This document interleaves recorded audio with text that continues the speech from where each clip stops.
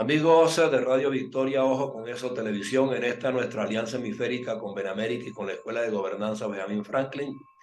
Vamos a conversar de inmediato con el profesor Jorge Moreno. Él es profesor de la Universidad del Zulia, profesor emérito, es profesor invitado también de la Universidad de Rafael Belloso Chacín, es economista, es abogado, tiene maestría en Planificación y Desarrollo Económico y fue director también del Instituto de Investigaciones Económicas, conferencista y asesor de finanzas. Por supuesto, es la persona indicada para nosotros para conocer de manera concreta. Particularmente el Zulia nos interesa mucho porque es un estado potencia, un estado de desarrollo, un estado que tradicionalmente pues, ha aportado mucho al país desde el Sí. punto de vista petrolero, desde el punto de vista de la ganadería, desde el punto de vista de la industria. Y desde luego nosotros sentimos que ese estado está como un poco relegado por parte del gobierno nacional. Yo no sé si estoy equivocado. ¿Cómo se sienten hoy día las actividades generales en el estado? ¿Están potenciando, se están recuperando? ¿La crisis se mantiene? ¿Hay buena productividad? ¿Hay escasez? ¿Hay falta de empleo? ¿Cómo está el panorama, profesor? Bueno, José Antonio, como toda Venezuela, eh, el sur está bastante abandonado.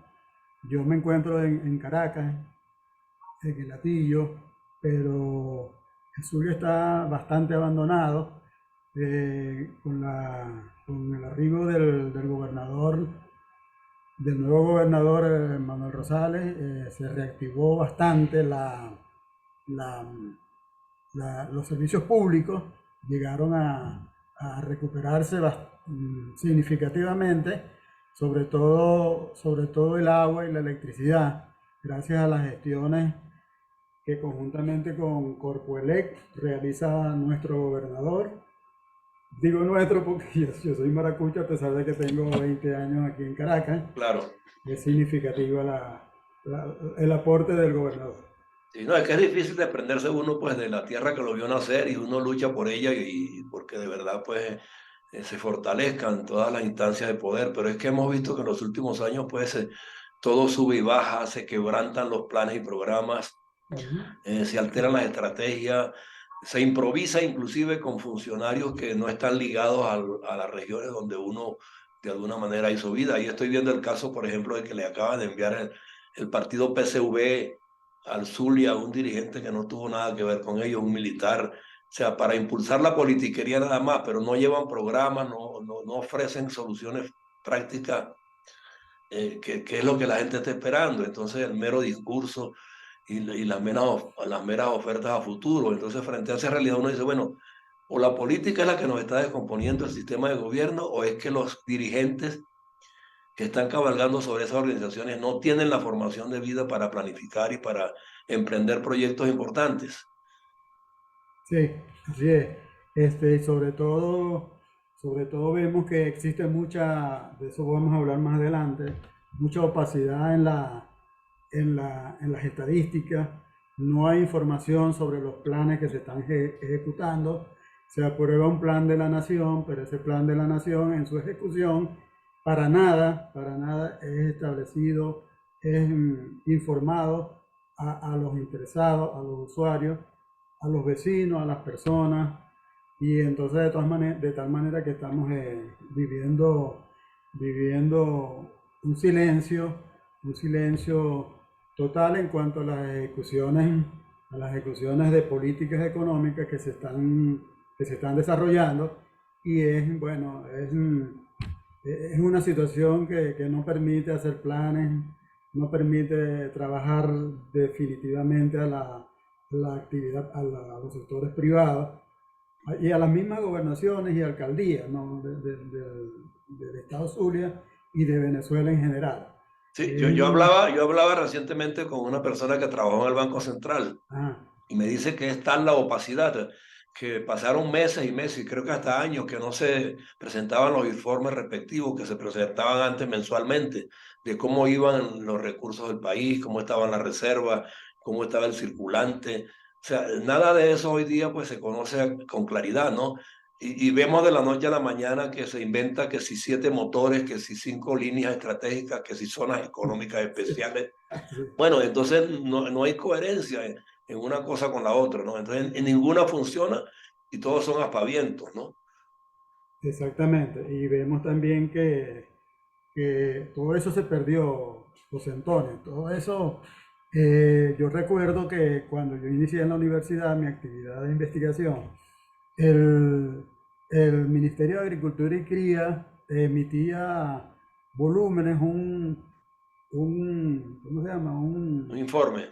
Un informe semanal sobre Sí. todas las estadísticas de producción, de precios, de todos los sectores dentro de la agricultura. Y, y cuando a mí me correspondió estar al frente del del Instituto de Investigación Económica de la Universidad, llevábamos a cabo proyectos, pero no de un día para otro, sino proyectos que se mantuvieron bastante en el tiempo. Ujú. Nosotros recabábamos la información, analizábamos las estadísticas de inflación, ¿ok? Y bueno, todo eso se perdió, No, y pero todos los ministerios presentaban esos informes con regularidad y era obligatorio, inclusive los de la banca privada eran publicados en la prensa nacional para que también los depositantes y los que se servían de la banca supieran pues cómo estaban los niveles de disponibilidad para pedir crédito, para todo eso. La gente estaba clara. Los ministerios de salud informaban regularmente pues cómo estaban las estadísticas de las distintas enfermedades, cuáles programas se estaban activando para atacar tales o cuales zonas. O sea, todo eso se conocía con regularidad y cada ministerio tenía la obligación de hacerlo. Hoy día, pues, esa política de informe se perdió, ¿no? sí, afortunadamente la oposición venezolana con el profesor José Guerra, Ujú.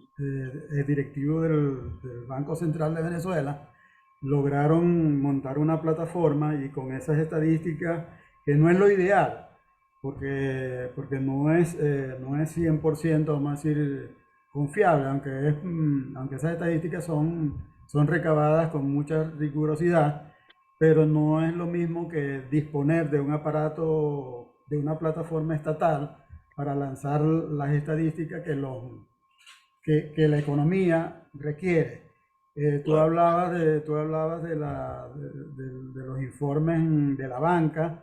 Bueno, el Banco Central de Venezuela también emitía informes semanales sobre la expansión monetaria, sobre todas las Los variables que índices tienen mismos de que ver con inflación la se economía. conocían con tiempo, ¿no? Exactamente, Las se conocían con proyecciones. tiempo. Exacto. Y esa es una variable muy importante para realizar las actividades de planificación, las actividades privadas y Claro. también las actividades públicas por parte de los organismos vinculados al sector. Totalmente un silencio y en medio de una incertidumbre política, una incertidumbre social, un caos a nivel no solamente de Venezuela, sino a nivel mundial. Eso tiene peores consecuencias que lo que uno esperaría, ¿no? Claro. No, y hoy estamos, por ejemplo, en estos días, esta semana hemos estado alarmados y a la expectativa de qué es lo que iba a pasar con unos 40 tranqueros que estaban desaparecidos, que no aparecían en las cuentas de PDVSA y que supuestamente habían salido con destino incierto. Y hoy se determina que había un funcionario militar dentro de PDVSA que era el que estaba de alguna manera motorizando esa irregularidad. Y resulta que esa irregularidad no es de ayer para hoy. Esta la consigue el nuevo presidente de PDVSA y resulta que esto ocurría cuando estaba el familiar de Chávez al frente de la organización. Entonces, ahí se conjuga una cantidad de triquiñuelas y de trampas y de mañas que, o Exactamente. sea, no le permiten al venezolano común y corriente saber en qué terreno estamos pisando. Si es de mera corrupción de verdad, verdad, si es consentida, si es orquestada, si desde el mando más alto hasta el mando más pequeño, pues están conscientes de que lo que hay ahí es una piñata y no propiamente, pues, empresas ciertamente organizadas y funcionando como corresponde, ¿no? Exactamente, José. No podemos decir que, bueno, como eso ocurre a nivel mundial, la corrupción es un fenómeno no solamente de América, sino de todos los países. y tenemos por ejemplo, acaban de publicarse unas estadísticas muy serias donde Venezuela es el primer país de América en términos de corrupción Ujú. y somos el segundo a nivel mundial.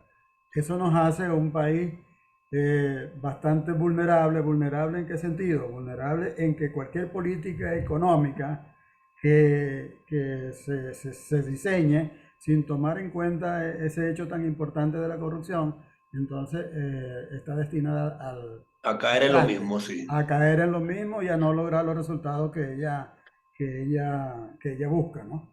Pero Yo de sabe, verdad, sabe, profesor, que se han emergido muchos dirigentes de la noche a la mañana improvisados sin la formación doctrinaria y ética necesaria para desempeñar cargos públicos y para tener liderazgo. Y se le entrega el liderazgo a cualquiera sin medir, pues, de dónde viene, ni para dónde va, ni qué lo trajo allí. Y no hay seguimiento a las políticas públicas, no hay control. La Contraloría desapareció también prácticamente. No se sabe qué hace cada funcionario con los presupuestos que se le asignan, ¿no? exacto, todos los organismos contralores prácticamente están dedicados a hacer política, pero política barata, no política con mayúsculas. Sí. Y solamente la Contraloría, la Procuraduría General de la República, que debería haber intervenido mucho antes en lo que usted está señalando sobre la desaparición de tanqueros de PDVSA. Bueno, Se mantuvo callada la increíble. Procuraduría todo el tiempo, sí. Sí, exactamente. Eso me hace recordar el caso de cuando murió un famoso banquero zuliano, por cierto. Ujú. eh, no aparecían las limusinas y todas estas cosas. Cosa que se podría aceptar en el caso microeconómico. Pero decir que se perdieron una cantidad de tanqueros petroleros que no se sabía dónde estaban, es realmente alarmante y tiene que llamarnos a la reflexión a todos los venezolanos cuando estamos diciendo que no existen recursos para pagar, a los maestros, a los Maestro. profesores, a los trabajadores. Yo pasaba ayer por aquí cerca, que tengo una construcción de un centro comercial, y entonces vi un grupo de trabajadores parados así, y me paro y les pregunto, mira, este, ¿qué están haciendo esas 8 personas que están allí? Entonces el muchacho me dice, nosotros estamos haciendo portón. Portón. Y yo le pregunto, ¿y qué es eso de hacer portón? Eso, eso Esperando un es chance, ¿no? esperando un chance, esperando que voten uno y hay 10 afuera esperando ese chance. Entonces no es solamente un problema de salario, el De problema también oportunidades que no hay. de oportunidades, exactamente, de oportunidades de empleo, de oportunidades de trabajo remunerativo. Y el sector construcción es un sector, bueno, afortunadamente hay Era de cierto los más repunte. dinámicos, era de los más dinámicos. Todavía sigue siéndolo, el sector construcción, el sector servicio, el sector comercio, restaurantes, etcétera, etcétera. Eso se está reactivando afortunadamente hoy día. Ahora, a mí cuando me hablan de reactivación, yo no estoy claro si definitivamente la reactivación que se está produciendo es verdaderamente generadora de empleo, porque un restaurante, ¿cuántos empleados puede generar? Tres, cinco, cuatro, pero cuando se activa una fábrica, que es lo que yo recuerdo siempre con claridad, y me Claro, correspondió ir a la inauguración de muchas zonas industriales en Venezuela, una en Barcelona, otra en Maracay, otra en Carabobo, en Táchira, zonas industriales en un impulso que se le dio al país en un momento sorprendente cuando Carlos Andrés Pérez estaba en el primer gobierno y se crearon esas zonas industriales que generaron una cantidad de empresas de todo tipo, nacionales e internacionales que vinieron a invertir allí y el empleo creo que se ubicaba si acaso en un 14% del desempleo, o sea que el empleo era grande. En Margarita, en la construcción, por ejemplo, llegó un momento en que la gente de Sucre y de Anzoátegui se peleaban por ir a Margarita porque allí había oportunidades de trabajo en el desarrollo industrial y el desarrollo de la construcción. Entonces, eso se perdió completamente. Y no sí, vemos a ningún ministro decir, es que vamos a comenzar con tal o cual plan para generar tantos empleos. Y los sindicatos a la par están prácticamente también relegados. Ya no hay lucha por el salario. Ahora es cuando la estamos viendo reaparecer. Yo no sé si usted siente que este camino puede empujar a los cambios. Bueno, dicen que cuando El río suena, piedras trae. piedra trae y cuando la noche está bastante oscura ya está anunciando el amanecer. Esperemos que sí, tenemos que ser optimistas con esta recuperación, pero viendo esa recuperación, que, que fue una recuperación luego de que la economía venezolana tuvo niveles drásticos de caída del Producto Interno Bruto, de los ingresos, de todas las variables fundamentales económicas. Y entonces, bueno, se produce la recuperación el año pasado, a finales ya del año 2022 ya no, ya esa recuperación estaba flaqueando un poco, ¿no? Sí, Pero sin embargo, que cuando tú dices que la economía se recupera en un 15, un 12%, cuando ya se ha caído en un 80%, quiere decir que todavía hay mucho trabajo por hacer, mucha recuperación por establecerse, por cuanto esos niveles de crecimiento fueron niveles de crecimiento que llamamos los economistas tipo burbuja, ¿no? exacto. Basada en los bodegones, bueno, en lo que tú señalabas que genera poco empleo, en el sector comercio, etcétera, etcétera. A diferencia del empleo industrial, que se produce una expansión aguas abajo, ¿no? Ujú. No solamente en la industria, sino también en las que están, en los proveedores de esas industrias, también se produce una expansión del empleo. Exacto. Yo me asombré en estos días que vi con motivo del arribo a Venezuela del presidente Díaz Chanel y Castro, Ajá. esos son los presidentes de Venezuela. Son los que, Entonces, son los que ríen la política económica en el país. La de ir a sí, buscar, pero esa es la política de ir a buscar. claro, entonces yo vi que en verdad han recuperado algunos sectores de la minería, de la siderúrgica en el sur de Venezuela. Es decir, que esa falta de información que ellos aplican también los afecta a ellos negativamente. ¿Por qué? Porque no se sabe lo que se está Lo que se está produciendo produciendo no allí, está cuantificado, no está. exactamente, lo que se está recuperando y todo esto. A ellos también los afecta, no solamente a los venezolanos, ¿no? Y a los economistas, a los planificadores, etcétera, etcétera. Pero es importante también que nosotros sepamos que además del aumento de los salarios nominales, además de los salarios, que es una necesidad inmensa que tenemos en Venezuela, también es importante incrementar la producción. ¿Ok? Claro. Es Y que por eso yo le que, decía, es que la burbuja viene en función de comercio, importación de bienes para vender en el país, pero producidos por otros países, pero al interno no estamos produciendo nada ni mercadeando nada, nada generado por nosotros mismos. y afortunadamente tenemos petróleo y el petróleo dinamiza siempre, ¿no? Y todas las materias primas también dinamizan. Por ahí vi el ejemplo de un país que se está recuperando significativamente, que es un país exportador de materias primas, pero está diversificando su sector agrícola, que es clave para la seguridad alimentaria de todos los habitantes, y entonces ellos están buscando esa diversificación. Nosotros tenemos que buscar fundamentalmente la recuperación de la empresa petrolera, refundar PDVSA, porque eso es un cascarón vacío, que lo, que lo Sí. que lo Y que la tenemos en siderúrgica está estos igual, momentos. ¿no? Sí, exactamente, la siderúrgica está igual. Que eran los dos pilares fundamentales de la economía nacional y que Exact- se llegaron a producir inclusive muchos productos derivados que se exportaban también exactamente, para la industria automotriz y para otros sectores, ¿no? Ya exactamente. hoy no exportamos nada prácticamente. claro. Porque el mismo petróleo está muy disminuido y con muchos cuestionamientos a nivel mundial, ¿no? Bueno, ahí entramos ya, bueno, sin embargo,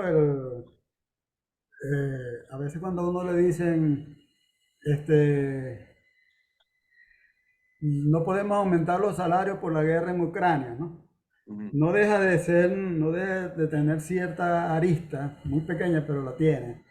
Este, las guerras producen, sobre todo como la guerra actual de Ucrania, que es un gran productor de trigo. Esa guerra ha hecho que el mundo, y Venezuela no es un lugar aparte, que el mundo tenga que comprar el trigo mucho más caro. Cada vez que vamos a la panadería, ¿ok? Nos Ahí encontramos con que, está con que aumentado el precio, que sí. el precio del pan ha aumentado y bueno, y todos los precios de los bienes han aumentado por las características que tiene la, la, el- la falta de producción en Venezuela, motivada por los cambios ocurridos del año 1999, que fueron realmente catastróficos, ¿ok? Sí. No, y que las Sí, expropiaciones hicieron un gran daño y alejaron cualquier tipo de inversión en ese sector, ¿no? exactamente, Nadie quiere arriesgar capitales en este momento, ¿no? Por exactamente. muy bonito Entonces, que le pinten al país, nadie se atreve. Yo conozco gente que tuvo negocios, por lo menos en la isla de ujú, Margarita, que era un puerto libre, que era de correcto, mercadeo de productos traídos de otra parte. Y claro. hasta eso cayó y la gente tiene miedo de volver a invertir en ese sector.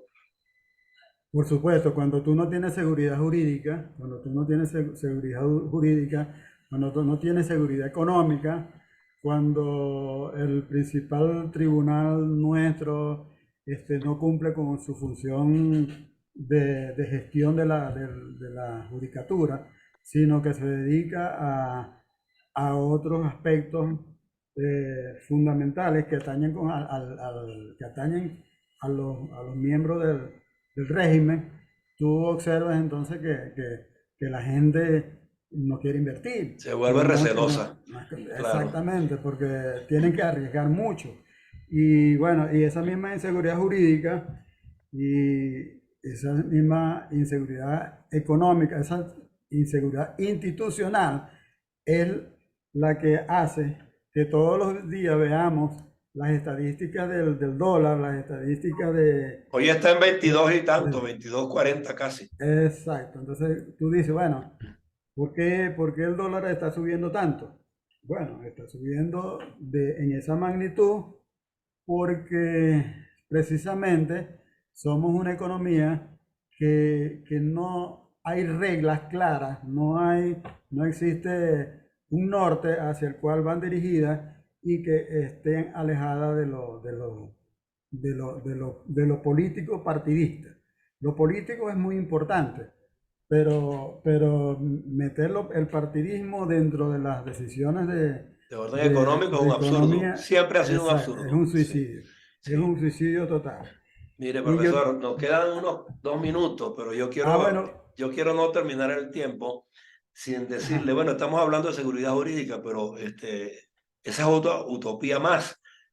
Resulta que ayer el señor presidente de la República, Maduro, ujú, o, o digamos el jefe de la orquesta, el director de la orquesta, porque ajá, algunos le dicen que es tirano, otros le dicen que no es gobierno, otros le dicen que es un régimen, bueno, lo llaman como le da la ujú, gana.